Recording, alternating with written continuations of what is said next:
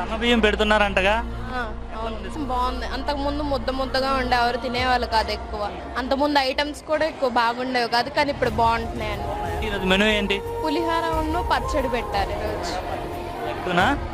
Egg ఏంటి menu ప్రకారంగానే పెడుతున్నారా, లేదంటే వాళ్ళకి ఏది పెడితే ఏది వస్తుంది పెట్టారు? కాదు, మెనూ ప్రకారంగానే పెడతారు. తింటున్నారా స్టూడెంట్స్ ఇష్టంగానే వచ్చి? అందరూ తింటున్నారు, ఇప్పుడు తింటున్నారు. అంతకుముందు తినేవాళ్ళు కాదు ఎక్కువగా. ముందంటే అదే ఇప్పుడు చంద్రబాబు వచ్చిన నుంచి అన్ని బాగుంటున్నాయి, సౌకర్యాలన్నీ మంచిగా ఇస్తున్నారు.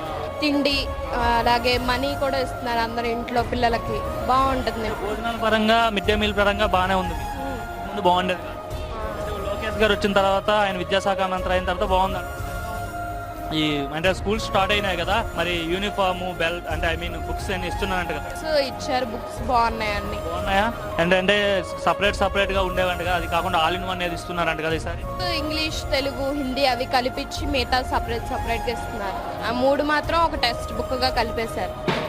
గత గవర్నమెంట్ లో అంటే జగన్మోహన్ రెడ్డి ప్రభుత్వంలో స్టూడెంట్స్ కి బాగుండేదా, లేదంటే ప్రెజెంట్ బాగుందా? అప్పుడు పట్టించుకునే వాళ్ళు కాదు, ఇప్పుడు అందరికి పట్టించుకుంటున్నారు అందరినీ. బాగుంటుంది. సన్న బియ్యం పెట్టిన తర్వాత ఏమైనా స్ట్రెంత్ ఏమైనా పెరిగారంటే తినడానికి లంచ్ చేసేవాళ్ళు? ముందు స్టమక్ పెయిన్స్ అట్లా రేషన్ బియ్యం తినడం వల్ల ఎవరు ఎక్కువ తినేవాళ్ళు కాదు. ఇప్పుడు సన్న బియ్యం అంటే ప్రతి వాళ్ళ ఇంట్లో తింటుందే కదా, అందుకు తింటారు అందరూ. ఏం చెప్తారు లోకేష్ గారికి? అంటే మీకోసం ఇన్ని రిఫార్మ్స్ తీసుకొచ్చారు కదా, సో ఆయనకి ఏం చెప్తారు లోకేష్ గారికి? థ్యాంక్స్ చెప్తాం, ఎంత మంచి ప్రొవైడ్ చేస్తున్నందుకు. మీకోసం ఇంతలా ఆలోచిస్తున్నారు కదా. అవును.